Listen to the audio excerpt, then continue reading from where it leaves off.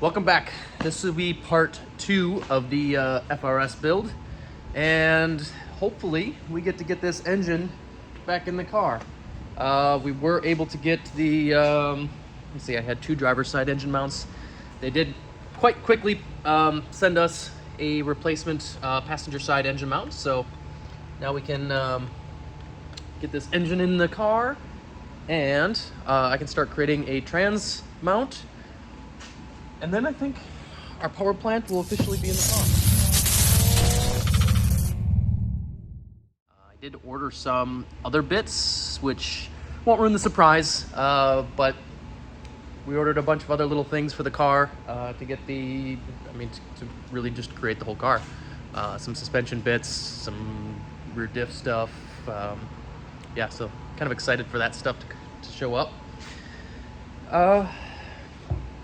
So yeah, I'm gonna get to work. I'm gonna start getting the subframe and stuff, the front subframe back out of the car and put that back on the engine, get the engine and stuff back in the car, make the trans mount, and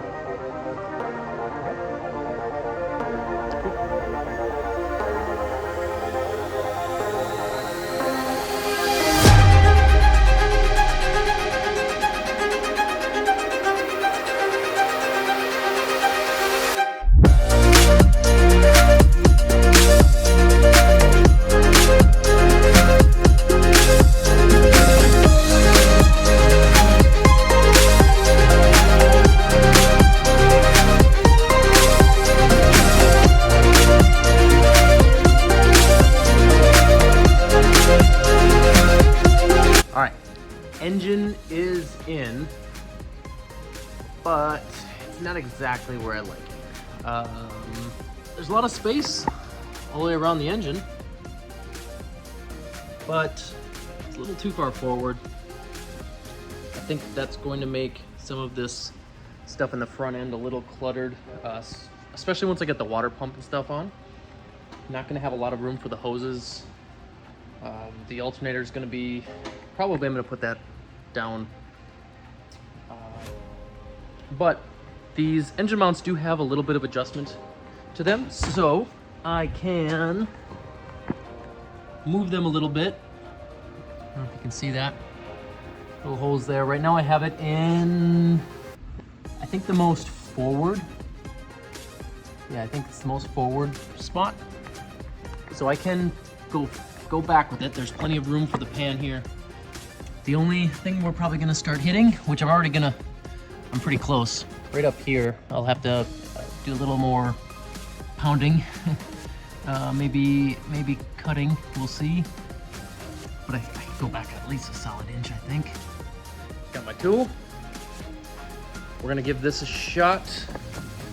I could either try cutting this off and maybe just weld a flat plate or something, or I could just try this hammer. I'm gonna go for the hammer. Yeah, engine is back in the car. I moved the engine mounts back as far as possible, and I did have to do a little more hammering, and it actually fits really well. So just when you think you actually have the engine in and it's, good to go, no.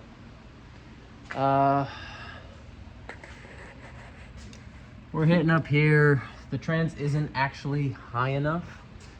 I don't know if you can kind of tell here. Let me see if I can focus this in a bit. But the drivetrain isn't actually level with the car. It's tilted back a bit. And it's actually touching the steering, the oil pan, and the steering column, or steering rack is actually touching. So it's all got to come back out. I have to clearance a few spots. It's hitting way up, not only right here, but actually in the middle where the stock trans brace used to be. I cut out most of it, but I left the top. I was thinking that was going to be fine. No, it all has to come out. But I can now make marks and more precisely pound or cut away what's needed. Yeah, hopefully only one more time this has to happen. engine is in the car, and hopefully for the final time in this episode. I'm sure it's gonna have to come back out for something eventually. I've probably had this engine in and out today about 5 or 6 times. Kept finding just little issues, things I had to like make a little extra room for. The shifter kind of was one of them that needed to go up a little higher. There's really the output shaft on the T56 is kind of high, and to really kind of get the whole engine, level as best as possible, I have to bring the tail shaft of the trans up. Can't really drop the front of the engine anymore because the steering rack and subframe is there. So it's tight. I'm gonna mount it as high as I can. I'll probably have to do like a 3-inch steel drive shaft to keep the diameter of the drive shaft small. I don't think there's enough room in there for like a 4-inch, which is usually what's required when you go to like an aluminum drive shaft.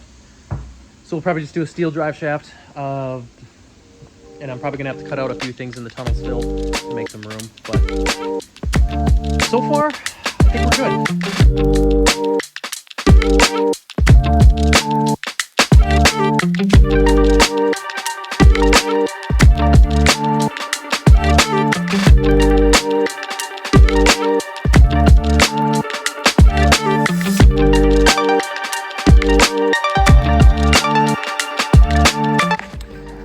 The mounts tack welded here. These are the old trans mounts from the where the stock trans was. These were up here, so I cut them off, welded them, and got the plates made for the start of our trans mount, and it should be easy enough just to make a plate going across. I've got a 7/8 master for the clutch, and this has to somehow go in there. This is gonna probably have to get mounted in the car and then just stick out a little bit, I think. I don't know how I'm doing this yet. We'll figure it out. All right, so now I'm gonna try to figure out how we can make the clutch work. I knew that was coming. So, not a lot of room here.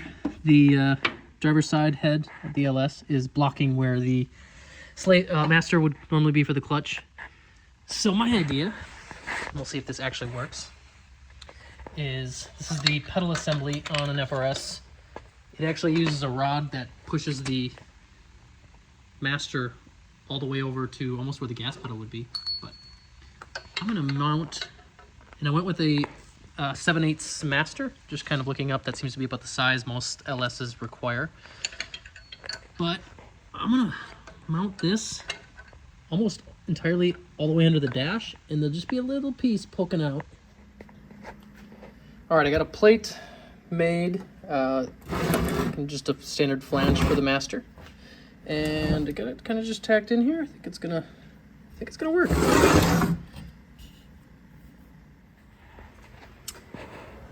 Looks like it fits. I did have to trim a little bit around to let the master fit through the firewall. Pedals back in there. Get the brake booster back in. I gotta finish welding the plate for the clutch master. But that should be easy now. I think we did good. It's maybe not the prettiest welds, but I think it's gonna hold. I added some gussets all around, and this fits in quite nicely.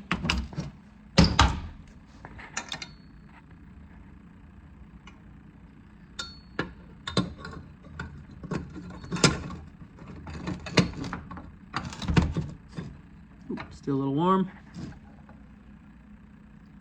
think that's gonna work. Master all bolted down. I got the pressure line already fitted, because this will be a little hard to do obviously once it's in the car. So I got that all plumbed, and I'll probably just do like a bulkhead fitting on the firewall. Then I'll just do another 3N hose from there down to the slave. All right, so these are the little things that take way too long. So this is a little bracket for the clutch master. It's gonna mount right next to the brake master. But I mean, very simple, but I don't know, hour or two into that. All right, we are at the end of this stage with the FRS. Gonna get it loaded up on the trailer, take it over to my cousin's for some headers, but pretty good progress. We have the full dash in. I'm gonna keep the factory dash. I've got the dash, the bar underneath kind of thinned out, but all the mounts retained to keep the dash pretty sturdy. We've got all the pedals. We've got shifter, and we've got the engine with the clutch master pretty much all done. The only thing we're missing is the line to go to the jam.